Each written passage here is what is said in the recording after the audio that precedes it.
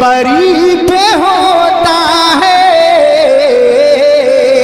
چرچا رسول کا. ارے شجر و حجر بھی پڑھتے ہیں، شجر و حجر بھی پڑھتے ہیں کلمہ رسول کا. قربان جائیں. امام زرقانی کہتے ہیں نبی پاک کی آنکھوں میں آنسو آ گئے. حضور نے بات سنی تو رو پڑے. فرمایا ہم پر بھی کوئی غلبہ پا سکتا ہے؟ جس قوم کے 14 سال کے بچے لڑنے کو تیار ہوں انہیں کوئی گرا سکتا ہے؟ تو فضائے بدر پیدا کر، فرشتے تیری نصرت کو اتر سکتے ہیں گردوں سے. کتار اندر کتار. اب بھی دنیا کا ایک مزاج ہے، جو آدمی اپنا دروازہ بند کر لیتا ہے لوگ اسے بزدل سمجھتے ہیں. حالانکہ بزدل اور صلح پسند میں فرق ہوتا ہے. بزدل اور ہوتا ہے، صلح پسند. کچھ لوگ صلح پسند ہوتے ہیں، لوگ انہیں بزدل کا طعنہ دیتے ہیں. تو جو آدمی دروازہ بند کر لیتا ہے نا یا تھوڑا سا احتیاط کرتا ہے تو لوگ سمجھتے ہیں کہ یہ بزدل ہے، کمزور ہے، میں نے ڈانٹا ہے تو بھاگ گیا ہے. حالانکہ ایسا نہیں ہوتا، وہ شخص صلح پسند ہوتا ہے. میرے رسول کریم سید عالم صلی اللہ علیہ وسلم کی ذات صلح پسند ہے. حضور علیہ السلام نے صلح کو اہمیت دی ہے اور وَصُلْحُ خیر، صلح ہی بہتر ہے. انہی لفظوں کے ساتھ محبوب نے ہمیں تعلیم ارشاد فرمائی ہے، صلح کو درجہ دیا ہے. ہمیں آج جو درس دیا جاتا ہے وہ درس فلسفہ ہے. جو پیغام کفر کے مقابلے میں ہمیں بتلایا جاتا ہے وہ پیغام ہے مصلحت کوشی کا، وقت گزاری کا. ابھی دیکھو غزوہ بدر کا پس منظر مسلمانوں کو یہ سبق دیتا ہے کہ جب فضا پیدا ہو جائے تو اللہ مدد کر دیا کرتا ہے. جب فضا پیدا ہو جائے تو پھر اللہ مدد فرماتا ہے. جب فضا پیدا ہو، جب مدد کی فضائی پیدا نہ ہو، قرآن مجید فرقان حمید سورہ آل عمران میں سے جو آیہ کریمہ میں نے تلاوت کی تو اس میں اللہ تعالیٰ نے بدر کا ذکر فرمایا ہے. فرمایا وَلَقَدْ نَصَرَكُمُ اللَّهُ بِبَدْرٍ وَأَنْتُمْ أَذِلَّةٌ. فرمایا تحقیق ہم نے بدر میں تمہاری مدد کی حالانکہ تم تو کمزور تھے. ہم نے بدر میں تمہاری مدد کی، تم تو کمزور تھے. میدان بدر کے اندر اللہ تبارک و تعالیٰ نے مدد فرمائی، نصرت فرمائی مسلمانوں کی، اور ایسی کامیابی دی کہ پورا کفر جو اس وقت موجود تھا وہ کانپنے لگا کہ مسلمانوں کے پاس اتنی قوت کہاں سے آ گئی، اتنی طاقت کے یہ کس طرح مالک ہوئے. میرے رسول پاک سید عالم صلی اللہ تعالی علیہ وسلم نے دیکھا امیہ بھی مر گیا. ابو البختری، عتبہ، عتیبہ، شیبہ، امیہ بن خلف، بڑے بڑے دشمن مر گئے. 70 کے قریب قتل ہوئے، 70 کے قریب گرفتار ہوئے، باقی بھاگ گئے. 14 صحابہ صرف شہید ہوئے. ان کے جو مر گئے نبی پاک نے کنویں کے اندر پھینک دیے اور کنویں کے سرانے کھڑے ہو کے ذمہ داری سے، سیاستہ کی روایت عرض کر رہا ہوں، ذمہ داری سے حضور نے بدر کے کنویں پہ کھڑے ہو کے فرمایا او کافرو، او فلاں بن فلاں، او فلانے کے بیٹے فلانے، تم نے دیکھ لیا میرے رب کے وعدے کتنے سچے ہیں. حضرت عمر کہنے لگے حضور مردوں سے آپ باتیں کر رہے ہیں. تو نبی پاک نے فرمایا عمر جتنا تم سن رہے ہو اتنا یہ بھی سن رہے ہیں. اگر کافر سن سکتے ہیں تو داتا علی اجمیری نہیں سن سکتے؟ اگر کافر سن سکتے ہیں تو معین الدین اجمیری نہیں سن سکتے؟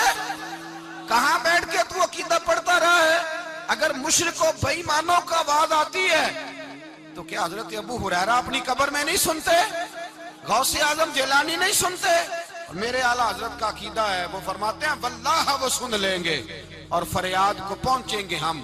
اتنا تو ہو کوئی فریاد کرے دل سے، اتنا تو ہو کوئی فریاد کرے دل سے. اور اگر کافر اور بے ایمان کنویں میں گرا سن سکتا ہے تو کیا آمنہ کا لال اپنے مزار میں نہیں سن سکتے؟ کہاں سے لوگ عقیدہ لے آتے ہیں؟ میرے نبی پاک نے فرمایا سنتے ہیں. سلام دیتے ہو جب قبرستان جاتے ہو؟ کیا کہتے ہو؟ سلام کس کو کہا جاتا ہے؟ اس کو کہا جاتا ہے جو وعلیکم السلام کہے، اس کو کہا جاتا ہے جو وعلیکم السلام کہے۔ او بھائی سنو، میرے رسول پاک سید عالم صلی اللہ تعالی علیہ وآلہ وسلم نے کہا دیکھا تم نے میرے رب کا وعدہ کتنا سچا ہے؟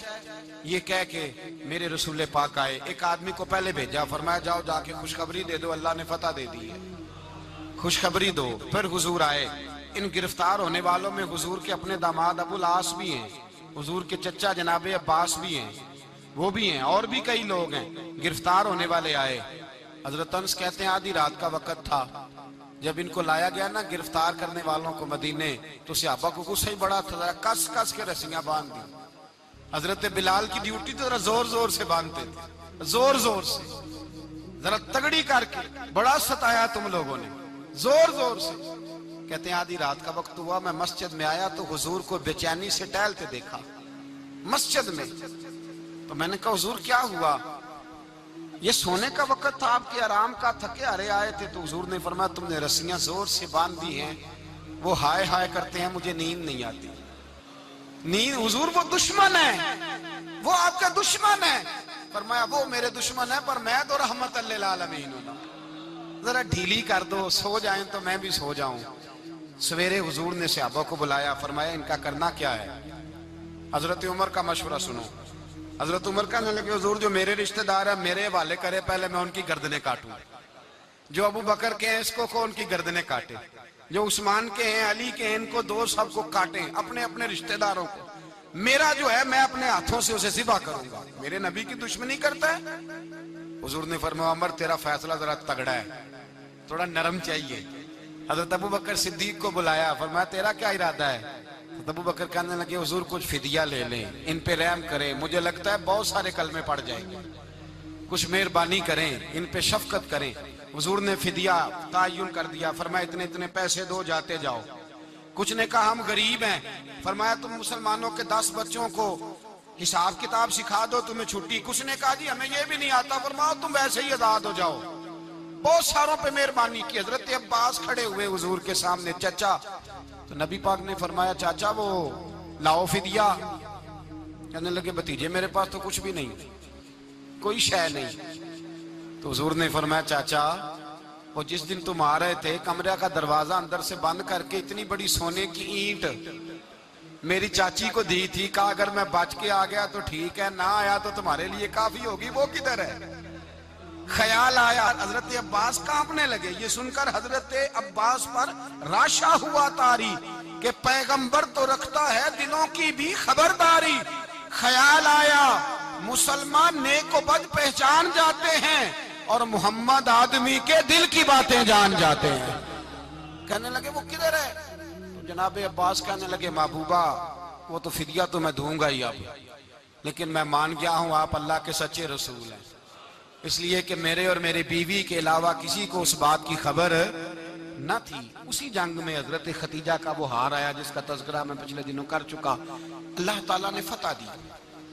کسی جگہ بھی کوئی تکبر کا لفظ میرے نبی پاک نے بیان نہیں فرمایا، کسی جگہ حضور نے یہ نہیں کہا کہ ہم بڑی دانائی سے لڑے، ہم بڑے دلیر تھے، ہماری صف بندی بڑی سیانی تھی، یہی فرمایا وَلَقَدْ نَصَرَكُمُ اللَّهُ بِبَدْرٍ، اللہ نے ہماری مدد کی، اللہ نے ہماری۔ میری اور آپ کی زندگی میں جہاں نقص واقع ہوتا ہے نا، وہاں ہم کامیابیاں اپنے کھاتے میں ڈالنے لگتے ہیں تو فضائے بدر پیدا نہیں ہوتی۔ یاد رکھیں اگر رات کو گانے سنیں گے، شراب کباب کے دور چلیں گے تو پھر بدر کی فضا پیدا نہیں ہوگی، پھر تو کفر کی فضا پیدا ہوگی۔ اور اگر رات کو مسلح آباد رہیں گے، میں نے کچھ دن پہلے کہا تھا جمعے میں، صلاح الدین ایوبی جب جنگ لڑ رہے تھے تو ایک بحری بیڑا آ رہا تھا دشمنوں کا، اسلحہ لے کے، مسلمانوں کے پاس اسلحہ پہلے کم تھا، تو ایک بحری جہاز اور اسلحہ لے کے آ رہا تھا عیسائیوں کا۔ تو صلاح الدین ایوبی ساری رات مسجد اقصی میں روتے رہے۔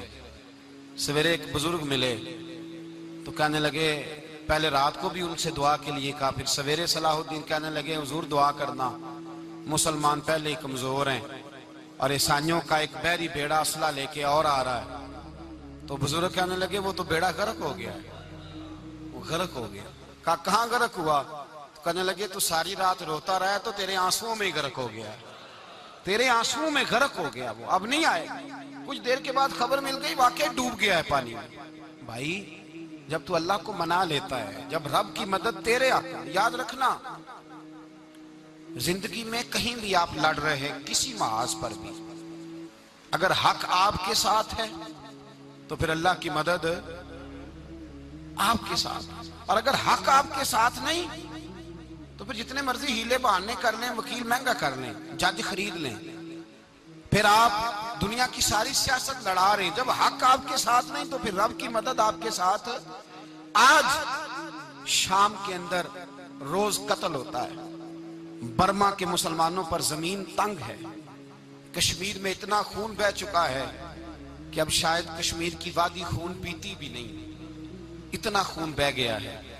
فلسطین قبلہ اول مسلمانوں کا مسجد اقصی یہودی کے قبضے میں ہے، مسلمان اپنی اپنی اپنی اپنی، اور ظلم کی بات یہ ہے، ظلم کی بات کہ ہم توحید کا اعلان کرنے والے، توحید کے ٹھیکیدار بننے والے، سلوٹ کرنے پہ آتے ہیں تو عیسائیوں کو بلا کے کرتے ہیں، یہودیوں کو بلا کے کرتے ہیں۔ میرے بھائی مسلمان کے پاس اسلحہ بھی ہے، پیسہ بھی ہے، دولت بھی ہے، ہر قسم کا ذخیرہ ہے، ضرورت یہ ہے کہ اسے خدا کی مدد نصیب ہو جائے۔ اللہ کی مدد جب تھی تو اسلحے کی ضرورت نہ تھی، جب تک خدا کی فضائے بدر پیدا کرے، فضائے بدر پیدا کرے۔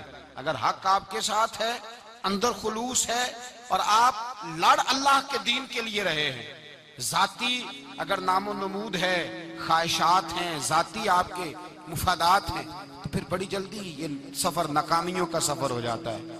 فضائے بدر پیدا کریں، رضائے الہی کے لیے میدان میں نکلنے کا جذبہ اپنے دل میں پیدا کریں۔ بدر کے 14 صحابہ جو شہید ہوئے، وہ 14 صحابہ کو ہم سلام عقیدت پیش کرتے ہیں۔ ان 14 کے لوگوں کو شاید نام بھی نہ آتے ہوں، لیکن اسلامی تاریخ میں انہوں نے ایسا حسن بھرا ہے، ایسا حسن بھرا ہے کہ کافر آج بھی بدر کے نام سے کامتا ہے۔ نام نہ بنائیں دین کے معاملے میں، کام کریں، جو کام کرتا ہے اللہ اس کا نام بنا دیتا ہے۔ کام کریں، اور کبھی بھی دین کی نصرت کے لیے جب نکلیں اپنے آپ کو آگے نہ کریں، دین کو آگے رکھیں۔ بدر والوں نے دین آگے رکھا تھا، اللہ نے انہیں کامیابی دی۔ جب سے نام آگے رکھنے، آج پوری امت مسلمہ میں صرف صدارت کا چکر ہے، کون ملک آگے لگے گا، کون آگے بڑھے گا۔ فضائے بدر پیدا ہو جائے گی تو دین آگے رہ جائے گا، شخصیات پیچھے ہو جائیں گی۔ اور یاد رکھیں، نظریات بچیں تو شخصیات بھی باچی جاتی ہیں، نظریہ بچانا بڑا ضروری، اور اس کو معرکہ بدر اور غزوہ بدر کہا جاتا ہے۔ اس کو قرآن مجید نے یوم الفرقان بھی کہا ہے، فرق کرنے کا دن۔ یہ وہ پہلا معرکہ ہے جس کی دھاک کفر کے سینے پہ ایسی بیٹھی ہے کہ آج تک عالم کفر بدر کی للکار سے کانپتا ہے۔ ڈاکٹر اقبال نے امت مسلمہ کو ایک مشورہ دیا ہے، اس نے کہا ہے کہ شرط یہ ہے کہ فضائے بدر پیدا کر، فضا پیدا کر بدر جیسی، فضائے بدر پیدا کر، فرشتے تیری نصرت کو اتر سکتے ہیں گردوں سے کتار اندر کتار اب بھی۔ اور اسی مضمون کو دوسرے رنگ میں اقبال کہنے لگے، تو آج بھی ہو اگر ابراہیم کا ایمان پیدا، آگ کر سکتی ہے انداز گلستان پیدا۔ عالم اسلام کو یوم الفرقان، غزوہ بدر کی للکار یاد رکھنی چاہیے۔ ملت کے جوانوں کو بدر کا سبق اور بدر کا نصاب کبھی نہیں بھولنا چاہیے۔ بغور سمجھیے گا بات کو، ذرا تھوڑا سا پس منظر سمجھ لیں۔ 15 سال تک اعلان نبوت کے بعد نبی پاک صلی اللہ علیہ وسلم نے کسی جنگ کی، کسی لڑائی کی اجازت نہیں دی، کسی قسم کی منع فرمایا، بلکہ فرمایا لکم دینکم ولی دین، تمہارا اپنا دین ہے، ہمارا اپنا دین ہے، منع کر دیا گیا۔ مسلمان ہجرت کر کے آ گئے مکہ سے مدینہ، لیکن یہاں بھی قریش مکہ اور کفار مکہ نے عالم اسلام کو، مسلمانوں کو، نبی پاک صلی اللہ علیہ وسلم کو سکون سے بیٹھنے نہیں دیا، پریشان کرتے رہتے تھے۔ اور اس پریشانیوں میں سے ایک بڑی پریشانی، جب تک آپ بات کے پس منظر کو نہیں سمجھیں گے آپ کو اصل مضمون سمجھ میں نہیں آئے گا۔ پریشان کرتے تھے مسلمانوں کو، مدینے آ کر پریشان کرتے۔ دنیا کا ایک مزاج ہے، جو آدمی اپنا دروازہ بند کر لیتا ہے لوگ اسے بزدل سمجھتے ہیں، حالانکہ بزدل اور صلح پسند میں فرق ہوتا ہے۔ بزدل اور ہوتا ہے، صلح پسند، کچھ لوگ صلح پسند ہوتے ہیں، لوگ انہیں بزدل کا طعنہ دیتے ہیں۔ تو جو آدمی دروازہ بند کر لیتا ہے نا، یا تھوڑا سا احتیاط کرتا ہے، تو لوگ سمجھتے ہیں کہ یہ بزدل ہے، کمزور ہے، میں نے ڈانٹا ہے تو بھاگ گیا ہے، حالانکہ ایسا نہیں ہوتا، وہ شخص صلح پسند ہوتا ہے۔ میرے رسول کریم سید عالم صلی اللہ علیہ وسلم کی ذات صلح پسند ہے۔ حضور علیہ السلام نے صلح کو اہمیت دی ہے، اور وَصُلْحُ خیر، صلح ہی بہتر ہے۔ انہی لفظوں کے ساتھ محبوب نے ہمیں تعلیم ارشاد فرمائی، صلح کو درجہ دیا ہے۔ تو 15 سال تک کوئی لڑائی نہیں لڑی۔ اب انہوں نے سمجھا شاید مسلمان بزدل ہیں، یہ تو تلوار ہی نہیں اٹھاتے، یہ تو شاید جانتے ہی نہیں اس فن کو، ان کو تو خبر ہی نہیں۔ یہ کیا کرتے کہ مسلمانوں کو مدینے آ کے تنگ کرتے، گھر تک آ جاتے۔ مکے کے قریش مدینے کے قریب آ کے مسلمانوں کو لوٹ کے لے جاتے۔ کئی دفعہ ایسا ہوا کہ انہوں نے آ کر کے یہاں سے بکریاں، اونٹ اور کئی اور چیزیں چوری کر کے لے گئے۔ مسلمان پریشان رہنے لگے۔ اللہ پاک نے طاقت دے دی، قوت دے دی مسلمانوں کو۔ حضرت عمر فاروق جیسے لوگ کلمہ پڑھ گئے، حضرت امیر حمزہ جیسے لوگ آ گئے، حضرت ابو عبیدہ بن جراح جیسے لوگ آ گئے، حضرت سیدنا سعد بن ابی وقاص جیسے دلیر اللہ نے عالم اسلام کو عطا فرمائے۔ قوت آ گئی۔ حرِّضِ المؤمنین علی القتال، محبوب اختیار کرے مومنوں کو لڑائی کے لیے۔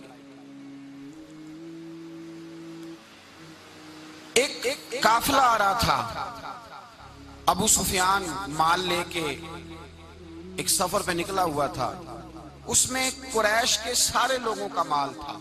اس زمانے میں بھی پارٹنر بن کے کاروبار ہوتا تھا، سارے مکے والے ایک بندے کوئی مال دے کے بھیج دیتے تھے، میرا بھی بیچ آنا، میرا بھی بیچ آنا۔ وہ سال کے بعد ایک ہی جاتا تھا، سارے جا کے۔ عرب کے جاہل معاشرے کے اندر بھی دھوکہ کرنا اور جھوٹ بولنا عیب سمجھا جاتا تھا۔ لوگ کسی کے پیسے پر نظر نہیں رکھتے۔ یہاں معاذ اللہ لوگ کلمہ پڑھ کے اس بات کا خیال نہیں رکھتے کہ مال کس کا ہے اور ہم کس طرح سے اسے استعمال کرنا ہے۔ تو ابو سفیان سب کا مال لے کے نکلے۔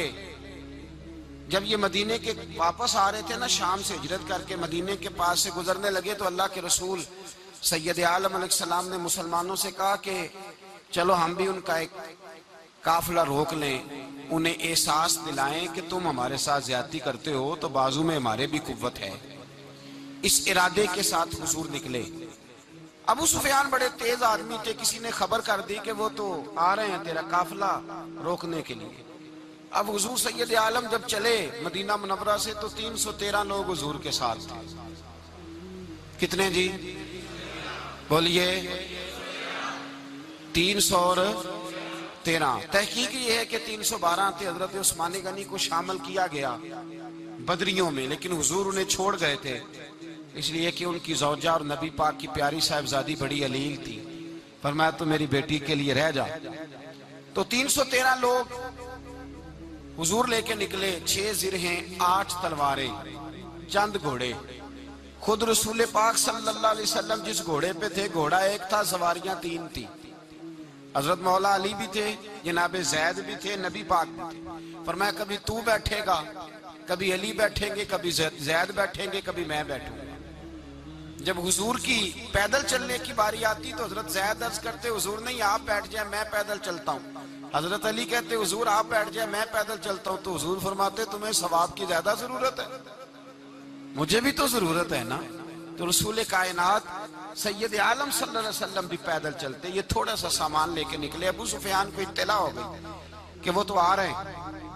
ابو سفیان نے ایک آدمی کو دوڑایا، اس زمانے میں جب کوئی بری خبر دینی ہوتی تھی تو وہ آدمی اپنے کان میں سوراخ کرتا تھا، لہو نکال لیتا تھا۔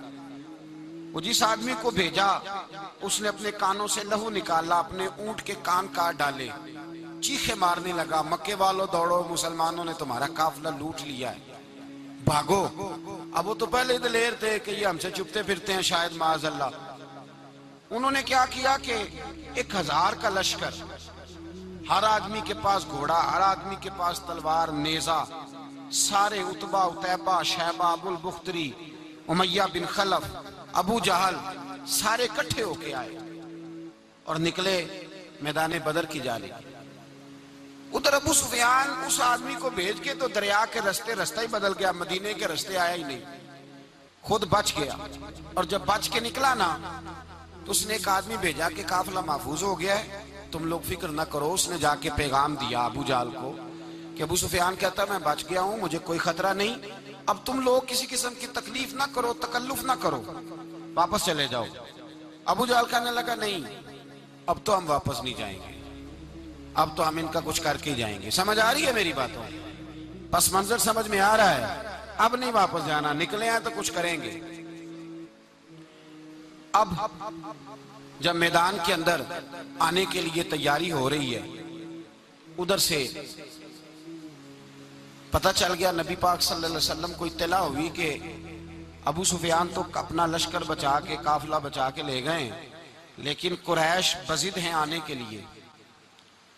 نبی پاک صلی اللہ علیہ وسلم نے ایک جگہ پہ تمام مسلمانوں کو جمع کیا۔ یہ بات قابل غور ہے۔ حضور نے فرمایا بھی 1000 کا لشکر اسلحے سے لیس ہو کے آ رہا ہے، تم 313 ہو، تمہارا ارادہ کیا ہے؟ نہ تمہارے پاس زرہیں ہیں، نہ تلواریں ہیں، نہ تمہارے پاس نیزہ ہے، نہ تیر ہے، کیا کرنا ہے؟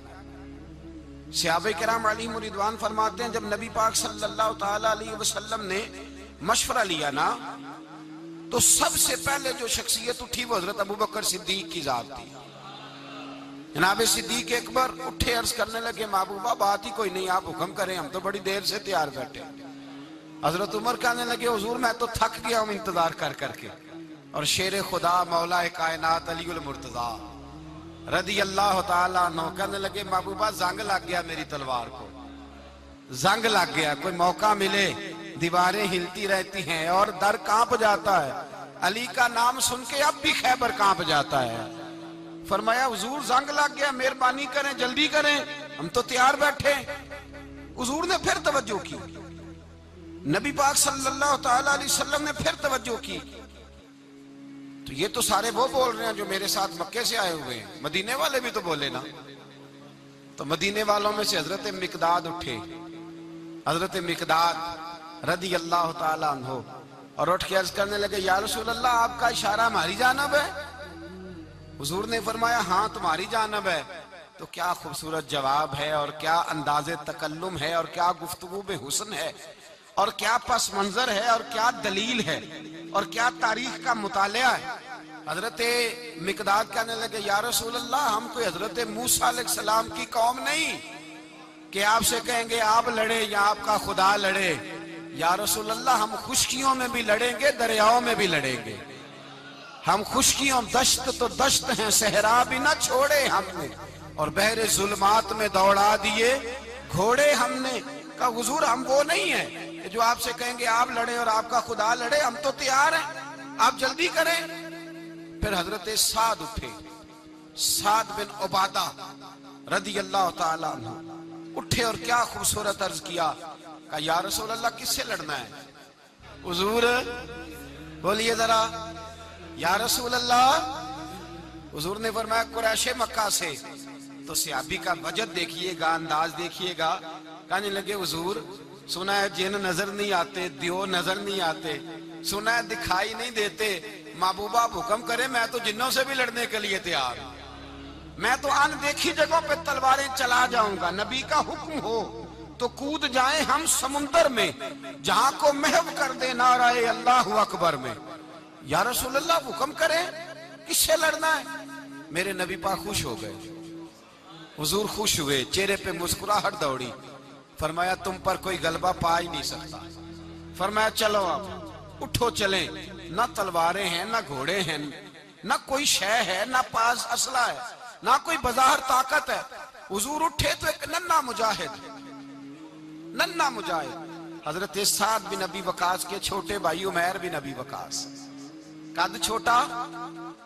حضور نے فرمایا سعد چلے عمیر رہ جائے، سعد چلے اور عمیر یہ چھوٹے ہیں. حضرت سعد کہتے ہیں میری عمر ابھی اس وقت تھوڑی تھی، میں 16-17 سال کا جوان تھا، تو بھائی اس سے بھی چھوٹے تھے. فرمایا تو رہ جا. اللہ اکبر. تو کہتے ہیں دیکھو عمر دیکھو، اور منانے کا انداز کیا ہے، جا رہے ہیں جہاد کے لیے تو بچہ رو نہیں پڑتا گھر میں. حضرت عمیر رونے لگے، کہنے لگے نہیں میں نے بھی جانا ہے. رونا کہاں جانا ہے بھائی؟ کوئی کھیلنے جا رہے ہیں، کوئی کھیلنے جا رہے ہیں، سیر کو جا رہے ہیں، کوئی جو ہے وہ کسی تفریح کے لیے نکل رہے ہیں. نہیں میں نے بھی جانا ہے. حضور نے فرمایا بیٹے تلواروں کی چھاؤں میں جا رہے ہیں، وہاں گرجدار آوازیں ہوں گی، وہاں سینے کٹیں گے، گردنوں پہ ضرب لگے گی. حضرت عمیر بن ابی وقاص نے نا اپنی ایڑیاں اٹھا لی، پنجوں کے بل کھڑے ہو گئے، کہنے لگے سونیا میں گردن کٹانے کو تیار ہوں. تو حضور نے فرمایا تیرا بڑا بھائی چلا جو ہے. حضرت عمیر کہنے لگے حضور قد میں بڑا ہے، طاقت میں نہیں بڑا. قد میں بڑا ہے، طاقت میں. کہا یہ قد میں بڑا ہے، جسامت میں بڑا ہے، طاقت میں نہیں بڑا. حضور نے فرمایا کیسے پتا چلے گا؟ کہا حضور کشتی کرا لیں، کشتی کرا لیں. چشمے فلک نے عجیب نظارے دیکھے، محبوبہ کشتی کرا لیں. حضور نے فرمایا کرو کشتی. کرا لیتے ہیں، کرو کشتی. کشتی شروع ہوئی. سبحان اللہ کیسی عجیب اور منفرد کشتی ہے. حضرت سعد بن ابی وقاص رضی اللہ تعالیٰ عنہ کہتے ہیں میرا بھائی پہلوان کشتی سے پہلے گلے ملتے ہیں نا، تو کہتے ہیں گلے ملنے آئے تو حضرت عمیر میرے کان میں کہنے لگے تیرا تو نمبر لگ ہی گیا ہے، اور محبوب جسے قبول کر لے پھر اسے درگزر، اسے رد نہیں کرتے، تیرا تو لگ گیا ہے. تو یار چل تھوڑی دیر کے لیے گر جا بھائی، جو ہوا چل تھوڑی دیر کے لیے گر جا، میں بھی سلیکٹ ہو جاؤں گا، تیرا کیا بگڑے گا. قربان جائیں. امام زرقانی کہتے ہیں نبی پاک کی آنکھوں میں آنسو آ گئے. حضور نے بات سنی تو رو پڑے. فرمایا ہم پر بھی کوئی غلبہ پا سکتا ہے؟ جس قوم کے 14 سال کے بچے لڑنے کو تیار ہوں انہیں کوئی گرا سکتا ہے؟ تو فضائے بدر پیدا کر، فرشتے تیری نصرت کو اتر سکتے ہیں گردوں سے، کتار اندر کتار. اب بھی ہمیں آج جو درس دیا جاتا ہے وہ درس فلسفہ ہے. جو پیغام کفر کے مقابلے میں ہمیں بتلایا جاتا ہے وہ پیغام ہے مصلحت کوشی کا، وقت گزاری کا. ابھی دیکھو غزوہ بدر کا پس منظر مسلمانوں کو یہ سبق دیتا ہے کہ جب فضا پیدا ہو جائے تو اللہ مدد کر دیا کرتا ہے. جب فضا پیدا ہو جائے تو پھر اللہ مدد فرماتا ہے. جب فضا پیدا ہو، جب مدد کی فضا ہی پیدا نہ ہو، قرآن مجید فرقان حمید سورہ آل عمران میں سے جو آیہ کریمہ میں نے تلاوت کی تو اس میں اللہ تعالیٰ نے بدر کا ذکر فرمایا ہے. فرمایا وَلَقَدْ نَصَرَكُمُ اللَّهُ بِبَدْرٍ وَأَنْتُمْ أَذِلَّةٌ. فرمایا تحقیق ہم نے بدر میں تمہاری مدد کی حالانکہ تم تو کمزور تھے. ہم نے بدر میں تمہاری مدد کی، تم تو کمزور تھے.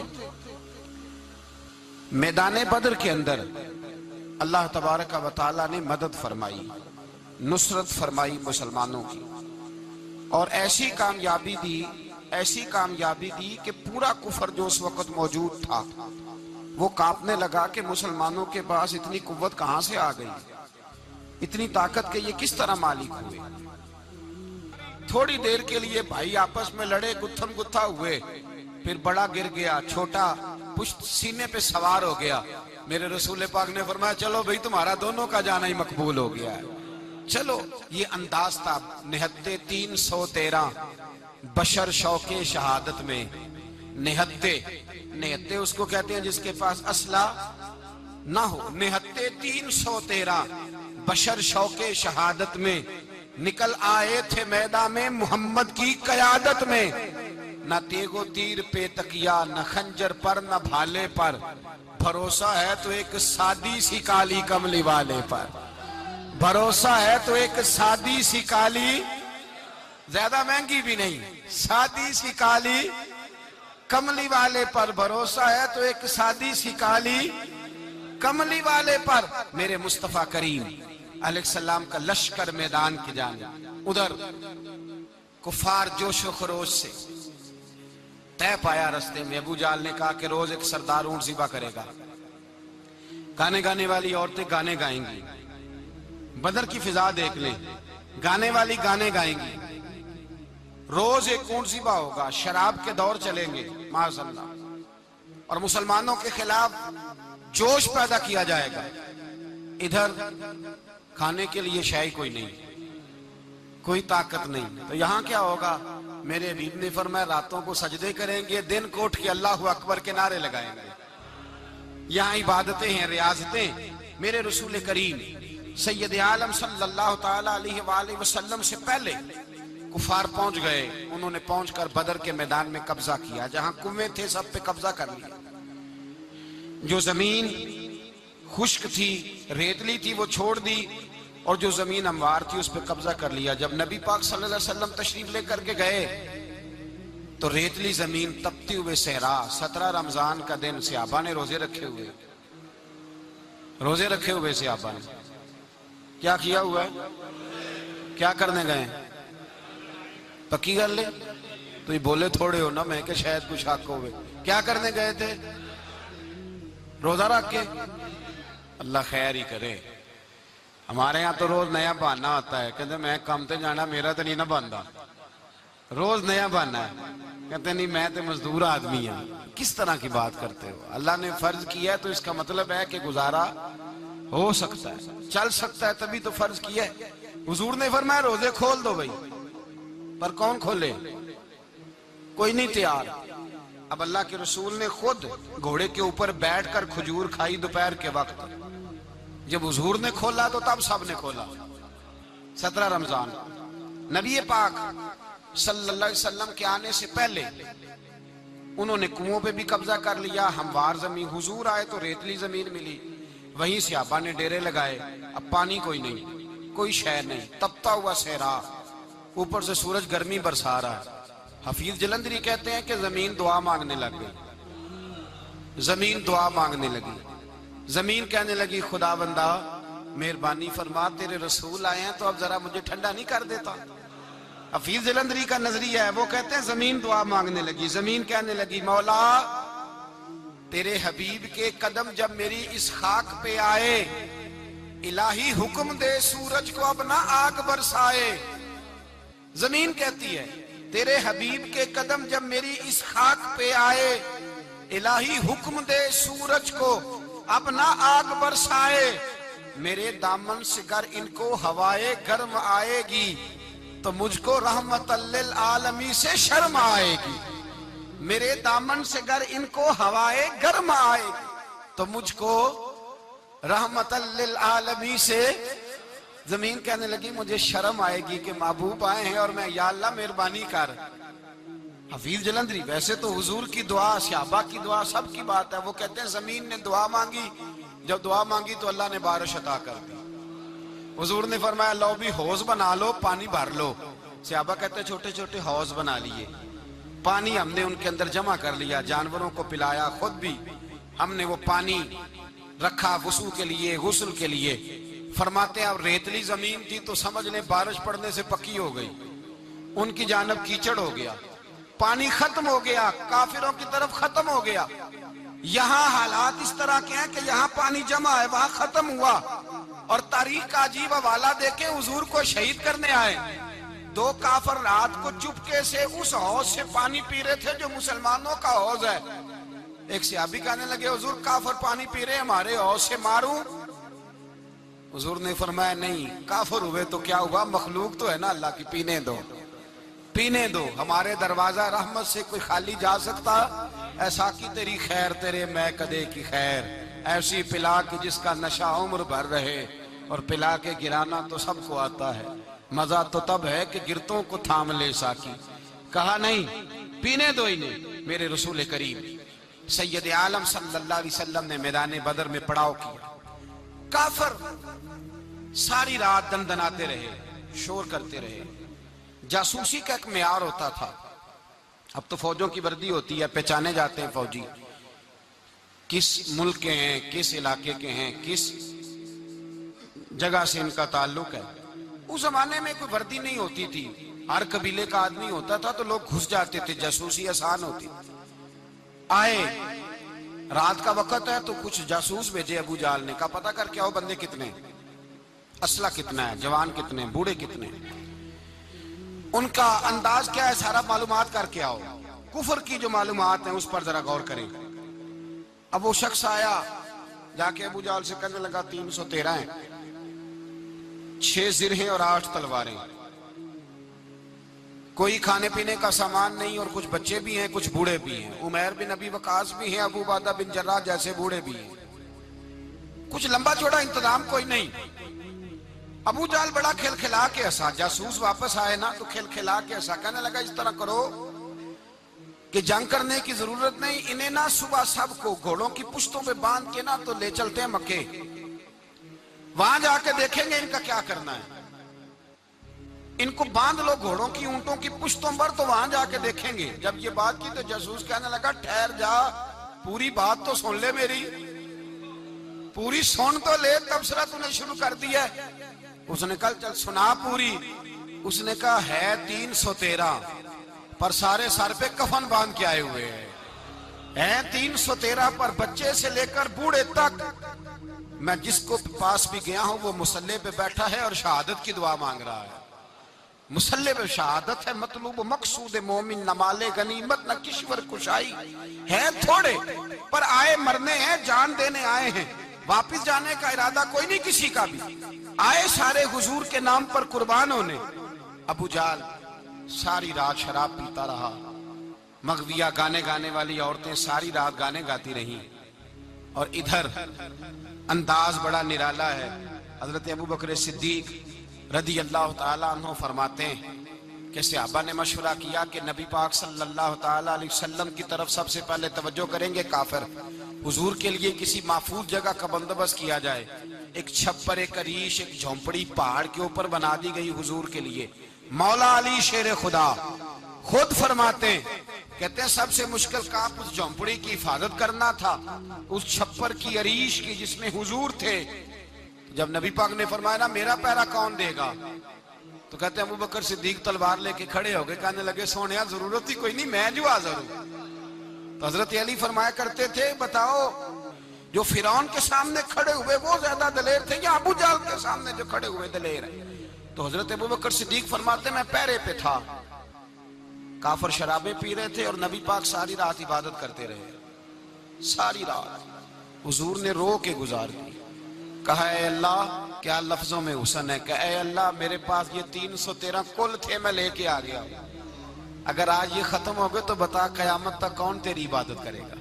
ऐ अल्लाह ये 313 ही थे जो मैं ले आया, मेहरबानी फरमा। सारी रात दुआ होती रही, सारी रात हुजूर दुआ करते रहे।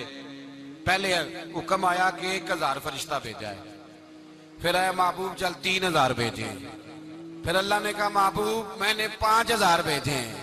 हजरत अल्लामा हजार भी कहा करते थे कि नहीं, रब करीम ने फरमाया 5000 भेजे हैं, तो महबूब ने कहा नहीं नहीं मौला इस तरह नहीं, मेरे फरिश्ते ना भेज, तेरा वादा था मैं भी आऊंगा, तेरा वादा था मैं भी आऊंगा। और वो अपने अंदाज में फरमाया करते थे सानू कल के विच मैदान बदर ते आपू बह रहे हैं यार किनारे ते तेरा वादा था मैं भी आऊंगा। तो फिर हुक्म हुआ कुरान में इन्नी माँ को महबूब मैं भी तेरे साथ ही हूं, महबूब मैं भी तेरे, खुदा खुद मीरे मजलस बूद। सारे बोलिए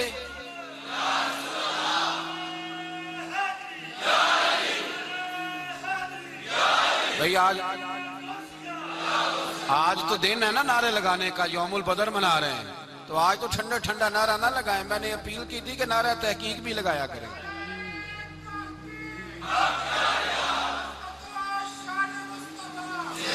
तो भाई ये याद रखे, समझे इस बात। फरमाया हजरत अबू बकर सिद्दीक फरमाते हैं पहले 1000 फिर 3000 फिर 5000 फरिश्ते आए और जौक दर जौक फरिश्ते आए। कहते हैं सरकार सारी रात रोते रहे, ساری رات تیرے صرف اسلحے سے ہی اللہ کی مدد نہیں آئے گی. تو نے ایٹم بم بنا لیا اور توفیق عید کی نماز کی بھی نہیں، اس سے تھوڑی مدد آئے گی. میرے مصطفیٰ کریم سید عالم صلی اللہ علیہ وسلم نے فرمایا، امت کو درس دیا، اسلحہ بھی جمع کرنا، طاقت بھی اکٹھی کرنا، صفیں بھی بنانا، اپنے اندر اتحاد بھی پیدا کرنا. لیکن اگر تم نے کفر پر غلبہ حاصل کرنا ہے تو اس کے لیے خدائی مدد کی ضرورت ہوگی. اگر تم سے اللہ کی مدد روٹ گئی تو جتنے مرضی اسلحے جمع کرتے پھرو، جتنی مرضی طاقتیں اکٹھی کرتے پھرو، پر جس قدر مرضی تم ایٹم بم بناتے پھرو، جب خدائی مدد ہی تمہارے ساتھ نہیں تو کیسے نظام چلے؟ تو حضرت ابوبکر صدیق فرماتے ساری رات حتیٰ کہ میں بے چین ہو گیا. حضور سجدے میں تھے تو میں حضور کے اوپر لیٹ گیا. میں نے کہا محبوب بس کریں، اٹھ کے دیکھے تو صحیح میرے اللہ نے کتنی مدد نازل فرما دی ہے. صبح رسول پاک تشریف لائے. صحیح مسلم، ابو داؤد، کتابوں کے نام یاد رہیں گے. حضرت انس بن مالک حدیث کے راوی ہیں، کہتے ہیں حضور اٹھے اور ایک دن پہلے چھڑی لے کے میدان میں آئے. ایک دن پہلے اٹھے.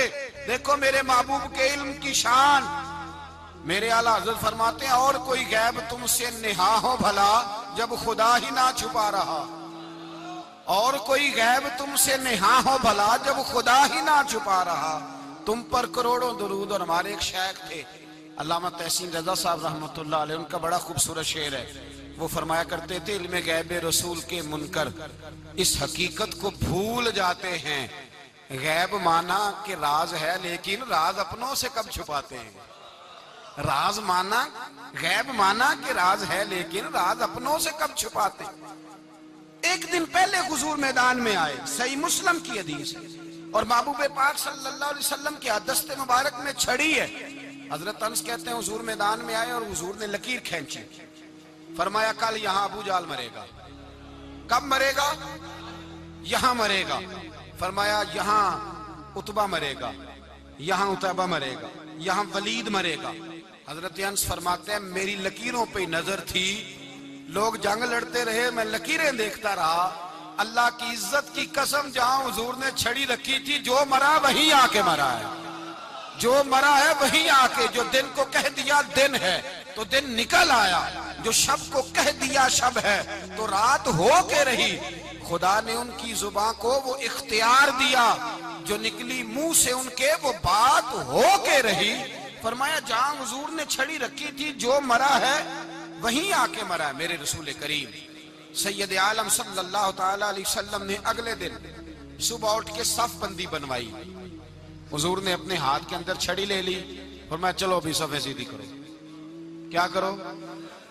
کرانی چاہیے نا صفیں سیدھی، ہمیں کر بھی لینی چاہیے نا. حضور نے فرمایا تم صفیں سیدھی کرو، اللہ تمہارے دل سیدھے کر دے گا. تو یہاں سیدھے کرانے والے ہوتے ہیں، کرنے والا. اور میرے نبی پاک صلی اللہ علیہ وسلم نے فرمایا جب تم نماز کے لیے صفیں سیدھی کرتے ہو تو رب تو تمہیں دیکھ کے مسکراتا ہے جو اس کی شان کے لائق ہے. حضور صفیں سیدھی کرا رہے تھے. حضرت سواد انصاری ایک صحابی تھے تو پیٹ ان کا بڑا تھا. حضور نے چھڑی رکھی. فرمایا پیچھے ہٹ تھوڑا سا، بڑا پیٹ تھا. چھڑی لگائی نہ تو کہنے لگے حضور کیوں ماری ہے چھڑی آپ نے مجھے. نبی پاک صلی اللہ علیہ وسلم نے فرمایا چل ناراض نہ ہو، بدلہ لے لے. کہنے لگے لائیں دے بدلہ. حضور نے چھڑی پکڑائی تو کہنے لگے کپڑا ہٹائیں. حضور نے کپڑا ہٹایا تو جس میں اقدس چومنے لگے. کہنے لگے محبوبہ پتہ نہیں تھوڑی دیر کے بعد کیا بننا ہے. میں نے کہا جاتی جاتے بوسے ہی لے لوں حضور، بوسے ہی لے لوں جاتے جاتے مصطفیٰ کریم. اور یہ واقعات کئی صحابہ کے، حضرت عکاشہ بن محسن کا بھی ہے اور بھی کئی لوگوں کا. میرے رسول پاک علیہ السلام میدان بدر میں، بدر کی فضا عرض کر رہا ہوں. دو صحابی تھے، ایک کا نام حضرت حذیفہ بن یمان اور ایک کا نام حضرت حسین. یہ دو صحابی ہیں رسول پاک صلی اللہ علیہ وسلم. یہ کہیں سے آ رہے تھے واپس. ابو جال کی ملاقات ہو گئی. جنگ میں جا رہے ہو، اپنے نبی کے لیے آئے ہو، مدد کرو گے؟ انہوں نے کہا نہیں ہم تو ویسے ہی آ رہے تھے. ابو جال نے کہا اگر ویسے ہی آ رہے تھے تو ٹھیک ہے جاؤ. وعدہ کرتے ہو لڑو گے تو نہیں؟ کہا نہیں لڑیں گے. یہ دونوں وعدہ کر کے آ گئے حضور کے پاس. کہا یا رسول اللہ ہم نے اس سے وعدہ کر لیا ہے لیکن ہمارا ارادہ تو لڑائی کرنے کا ہے. ہمیں تو یہاں کے پتہ چلا ضرورت پڑی ہے. تو نبی پاک صلی اللہ علیہ وسلم نے فرمایا تم نے وعدہ کر لیا اب تم نہیں لڑو گے. کہا یا رسول اللہ کافر سے وعدہ کیا ہے. میرے نبی پاک نے فرمایا کیا تو مومن نے ہے نا. کس نے کیا ہے؟ اللہ اکبر. کوئی وعدوں کی پاسداری نہیں کرتا. میدان بدر میں جہاں ایک ایک فرد کی ضرورت ہے، ایک ایک فرد کی، وہاں رسول پاک نے فرمایا مومن نے وعدہ کیا ہے لہٰذا ہم دو مجاہد کاٹتے ہیں. فرمایا تم بیٹھ جاؤ، تم نہیں لڑو گے. اب دونوں لشکر آمنے سامنے ہوئے، آمنے سامنے. سب سے پہلے آنے والوں میں سے ادھر سے ولید آیا، عتبہ آیا، اس کا بھائی شیبہ آیا. یہ تین آئے. کہنے لگے حضور ہمارے مقابلے میں بھیجے. نبی پاک نے انصار میں سے بھیجا. کہنے لگے یہ نہیں ہمیں چاہیے، ہمارے مقابلے میں قریشی اور ہاشمی بھیجو. برادری کا بڑا شوق تھا نا قریشی. حضور نے فرمایا چلو تمہارا جلدی مرنے کا ارادہ ہے تو بھیج دیتے، ٹھیک ہے تمہارے پائے کے بھیج دیتے ہیں. حضور نے فرمایا چلو امیر حمزہ اٹھو. حضرت امیر حمزہ اسد اللہ و رسولہ اٹھ کے کھڑے ہو گئے. فرمایا چلو علی آپ بھی اٹھو. شیر خدا تو یوں اٹھے کہ جیسے پہلے سے ہی کھڑے تھے. حضور نے فرمایا چلو. ابو عبادہ بھی اٹھے، تینوں صحابی اٹھے. حضرت عبادہ ذرا بوڑھے تھے، ان کے لیے تھوڑا مشکل ہوا دشمن کو سنبھالنا. باقی تو دونوں نے کاٹ کے رکھ دیے دشمن. اور حضرت علی رضی اللہ تعالیٰ نے دیکھا نا جناب عبادہ ذرا زخمی ہو گئے، دشمن ان کا بھاری ہو رہا تو دوڑے گئے، مارا. حضرت عبادہ کا دشمن بھی مارا اور جناب ابو عبادہ کو کندھوں پہ اٹھا کے در رسول پہ لے گئے. کہنے لگے سونیا یا رسول اللہ آپ کے دشمن میں مار آیا ہوں، غلام بچا کے لے آیا ہوں. یہ میں لے آیا ہوں آپ کی، یہ شان ہے حضرت علی شیر خدا کرم اللہ. اب جنگ کا نکارہ بجا. کہاں 1000؟ ایک مورخ کہنے لگا نہیں پورا 1000 نہیں تھا، 950 تھا. میں کہا چل تو 900 کر لے یار، اس میں کون سی حرج والی بات ہے. پھر بھی 900 اور 300 کا کیا مقابلہ. اور پھر اسلحے سے لیس 1000 کا لشکر. میرے رسول کائنات سرور عالم صلی اللہ علیہ وسلم جب جنگ چھڑی، امیہ بن خلف بڑا مارتا تھا حضرت بلال کو. جناب بلال کے قابو ہی آ گیا، حضرت بلال کے قابو آ گئے. کہنے لگا معافی مل جائے گی، معافی مل جائے گی، معافی مل جائے گی. دوڑنے لگا. حضرت عبد الرحمن بن عوف کہنے لگے بلال جب کوئی معافی مانگے تو دے دینی چاہیے. فرمایا سب کو دینی ہے، اس ظالم کو نہیں دینی. پکڑ کے مارا جناب سیدنا بلال حبشی رضی اللہ تعالیٰ، پکڑ کے مارا. فرمایا مجھے بڑی سزائیں دیتا تھا. اس امت کا فرعون ابو جہل نے ساری زندگی ستایا ہے. 2 چھوٹے چھوٹے بچے معوذ اور معاذ، اور ان کی عمریں 17 سال سے کم بتائی جاتی ہیں اور حسین لفظ ہیں. حضرت عبد الرحمن بن عوف کہتے ہیں دونوں میرے پاس آئے، اور ایک روایت میں یوں بھی انداز ہے، کہتے ہیں ایک بھائی کا قد چھوٹا تھا، تلوار اونچی تھی اس سے، اور آئے. اور یہ لفظ ہیں تاریخ میں محفوظ. آئے آ کے کہنے لگے عبد الرحمن سے چچا ابو جہل کدھر ہے؟ تو میں نے کہا تم نے کیا کرنا ہے؟ ان کا جواب پتہ کیا ہے؟ یہ نہیں کہا کہ دین کا دشمن ہے، یہ نہیں کہا بڑا ظالم ہے اس لیے مارنا ہے. کہا تم کیا کرو گے؟ تو جواب وہ شاہ نامہ اسلام نے اپنے لفظوں میں بیان کیا. کہنے لگے مریں گے.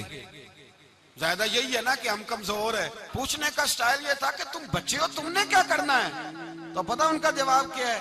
حفیظ جلندری کہتے ہیں وہ کہنے لگے مریں گے یا ماریں گے ناری کو. سنا ہے گالیاں دیتا ہے وہ محبوب باری کو صلی اللہ علیہ وسلم. کہنے لگے ہمارے نبی کو معاذ اللہ برا کہتا ہے. چھوڑیں گے نہیں، جانا ضرور ہے.